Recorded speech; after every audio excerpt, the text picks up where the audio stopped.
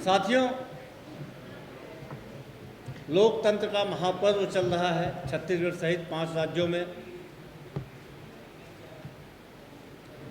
अमूमन जनता यह अपेक्षा करती है कि राजनीतिक दल इन चुनाव में उनसे जुड़े हुए मुद्दों को उठाएंगे, जिसके आधार पर जनता यह फैसला करेगी कि किस दल को समर्थन देना है। मित्रों, यह बेहद दुर्भाग्यजनक है कि देश की सत्तारूढ़ पार्टी भारतीय जनता पार्टी छत्तीसगढ़ के चुनाव को भ्रम और भय के आधार पर लड़ना चाह रही है। भारतीय जनता पार्टी छत्तीसगढ़ में हिंदू, मुस्लिम और सांप्रदायिकता का जहर फैलाकर चुनाव लड़ना चाहती है। दूसरा, भारतीय जनता पार्टी छत्तीसगढ़ में ईडी की कार्रवाई, ईडी की झूठी कार्रवाई करवा के, ईडी के द्वारा लिखी गई पटकथा के आधार पर भ्रम फैला के चुनाव लड़ना चाहती है। ईडी रोज रोज नए नए स्थानों पर छापे मारती है, नई नई कहानियां गढ़ती है। उसे क्या हासिल हुआ, इसको ईडी आज तक खुल के सामने आके नहीं बता पाई। लेकिन बार बार छत्तीसगढ़ में एक भ्रम फैलाया जाता है कि छत्तीसगढ़ में बेहद भ्रष्टाचार फैला हुआ है और ईडी यहाँ पे जो कार्रवाई कर रही है वो तर्कसंगत है, जबकि छत्तीसगढ़ में ईडी भारतीय जनता पार्टी के अनुशासनिक संगठन की भांति ही काम कर रही है। छत्तीसगढ़ में भारतीय जनता पार्टी जन सरोकारों के मुद्दों के आधार पर चुनाव नहीं लड़ना चाह रही है। उसके पास आम आदमी से जुड़े हुए मसले उठाने को बचे ही नहीं है।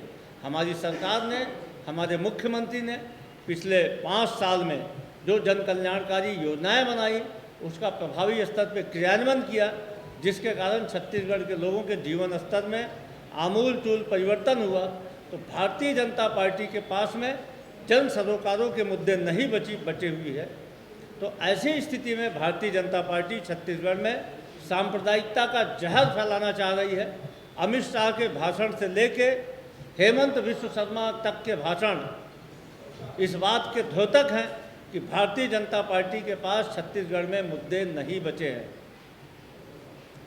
बेशर्मी की पराकाष्ठा तो तब हो जाती है और गंदगी फैलाने की हद भी तब हो जाती है जब कवर्धा में आके असम का मुख्यमंत्री यह बोलता है कि 1 अकबर आएगा तो 100 अकबर आएंगे। उस कवर्धा की जनता को मुंह चिढ़ाने का काम भारतीय जनता पार्टी के नेता ने किया, जिस कवर्धा ने मोहम्मद अकबर को 2018 के चुनाव में इस प्रदेश की सबसे बड़ी जीत दिलाई थी। ये सोची समझी साजिश के तहत हिंदू मुस्लिम दंगा फैलाने की कोशिश में लगे हुए हैं। ये सोची समझी साजिश के तहत प्रदेश की फिजा को खराब करना चाहते हैं। अरे भाई, आप में साहस है तो लोगों की रोजी रोटी के बारे में सवाल खड़ा करिए। आप में साहस है तो धान के बारे में चर्चा करिए। हम बैठे हैं, हमारे प्रवक्ता बैठे हैं, हमारे नेता बैठे हैं जवाब देने के लिए। यदि आप में साहस है तो आप लोगों की समस्याओं के बारे में बात करिए, आदिवासियों की समस्या के बारे में बात करिए। आपने आदिवासी आरक्षण बिल को क्यों रोक के रखा है? आपने सर्व समाज के लिए आरक्षण संशोधन विधेयक को क्यों रोक के रखा है? आप में साहस है तो उसके बारे में बात करिए।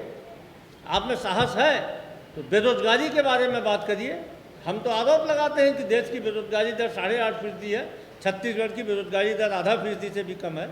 आप हिंदू मुस्लिम की बात करते हैं, आप ईडी की कार्रवाई की बात करते हैं। अब मैं इस बात को आज घोषित कर रहा हूँ कि आने वाले दिनों में छत्तीसगढ़ में हर दिन ईडी की कार्रवाइयाँ होगी, क्योंकि भारतीय जनता पार्टी के जितने भी संगठन हैं, चाहे वो महिला मोर्चा हो, चाहे वो इनके युवा मोर्चा हो, चाहे इनके मुख्य संगठन हो, सारे के सारे मृत हो चुके हैं। इनके पास में विषय नहीं बचे हैं, इनके पास मुद्दे नहीं बचे हैं और ईडी जैसे संगठनों के माध्यम से चुनाव लड़ना चाहते हैं। इनके पास मुद्दे नहीं हैं। जब जब भारतीय जनता पार्टी मुद्दों के दिवालियेपन से जूझती है तो जहाँ मुसलमान होते हैं वहाँ हिंदू मुसलमान में दंगा करवाती है, जहाँ सिख होते हैं वहाँ हिंदू सिख में दंगा करवाती है, जहाँ पे ईसाई होते हैं वहाँ पे हिंदू ईसाई में दंगा करवाती है।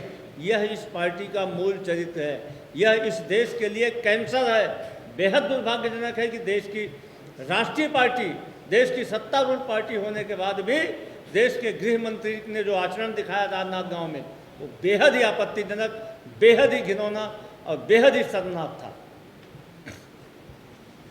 साथियों, हेमंत विश्व शर्मा छत्तीसगढ़ में आके बड़ी बड़ी बात कर रहे थे। वो हेमंत विश्व शर्मा जिनसे आसाम नहीं संभल रहा है, जिस आसाम की बेरोजगारी दर CMI के हिसाब से 17.2% है, वो हेमंत विश्व शर्मा छत्तीसगढ़ में आके बेरोजगारी की बात कर रहे थे। जिस छत्तीसगढ़ की बेरोजगारी दर CMI के आंकड़े के अनुसार 0.5% से भी कम है। मित्रों, मैं कुछ और आंकड़े बताऊंगा आपके सामने। महिलाओं के प्रति अपराध में आसाम देश में नंबर 1 पे है। मतलब बिहार, UP जैसे राज्यों से भी ज़्यादा महिलाओं के प्रति अपराध, जिसकी जनसंख्या उत्तर प्रदेश से 10 गुना कम है, बिहार से 8 गुना कम है, लेकिन वहाँ महिलाओं के प्रति अपराध में आसाम देश में पहले नंबर में है। उस आसाम का मुख्यमंत्री हेमंत विश्व शर्मा छत्तीसगढ़ में आके महिलाओं की सुरक्षा के बारे में भाषण देके जा रहा है।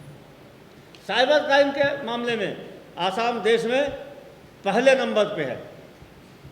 यही नहीं, इससे ज़्यादा शर्मनाक और क्या हो सकता है कि आसाम की 32% आबादी BPL के नीचे है। 1 करोड़ लोग वहाँ पे गरीबी रेखा के नीचे निवास करते हैं। वहाँ का मुख्यमंत्री हमको आके ज्ञान दे के जा रहा है, जहाँ की पिछले नीति आयोग की रिपोर्ट बोलती है कि कांग्रेस की सरकार में 40 लाख लोग गरीबी रेखा के ऊपर आए हैं।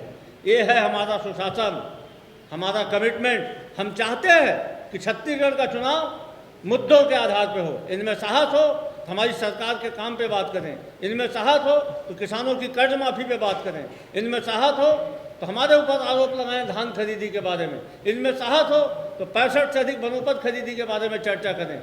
लेकिन बेहद ही शर्मनाक है, इस देश के लोकतंत्र के लिए घातक है कि भारतीय जनता पार्टी छत्तीसगढ़ का चुनाव सांप्रदायिकता के आधार पर लड़ना चाहती है। उस छत्तीसगढ़ का चुनाव जहाँ पे हिंदू, मुस्लिम, सिख, ईसाई सबकी आबादी मिला के 3% से कम है, वहाँ पे बहुसंख्यकों के बीच में उनका वोट का ध्रुवीकरण करने के लिए भारतीय जनता पार्टी अल्पसंख्यकों का भय बहुसंख्यकों में पैदा करना चाह रही है।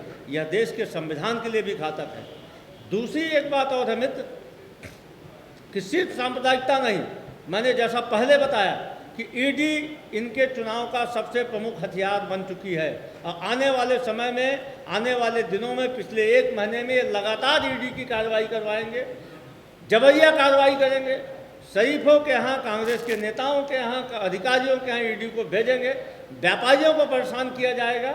ये छत्तीसगढ़ में भय पैदा करके, छत्तीसगढ़ में भ्रम पैदा करके चुनाव लड़ना चाहते हैं। और इसका उदाहरण यह है कि छत्तीसगढ़ में भारतीय जनता पार्टी के एक तथाकथित रूप से प्रभारी बने गए हैं मीडिया के, जो प्रयागराज के विधायक भी हैं, उन्होंने आज बयान दिया है। उन्होंने हाई कोर्ट के एक आदेश की व्याख्या की है। आप हाई कोर्ट के आदेश की व्याख्या अपने राजनीतिक सुविधा के अनुसार कर रहे हैं। हाई कोर्ट तो फिर इसी ED की कार्रवाई के संबंध में सुप्रीम कोर्ट ने ED को फटकार लगाई थी। और ED की कार्रवाई के संबंध में सुप्रीम कोर्ट ने कहा था कि ED अपने मैनुअल के इतर जाकर छत्तीसगढ़ में कार्रवाई कर रही है। और एक पीड़ित को इस मामले में राहत भी दिया था, टूटेजा को। तो ऐसी स्थिति में जब हाई कोर्ट की टिप्पणी आती है तो आप राजनीतिक व्याख्या करते हैं।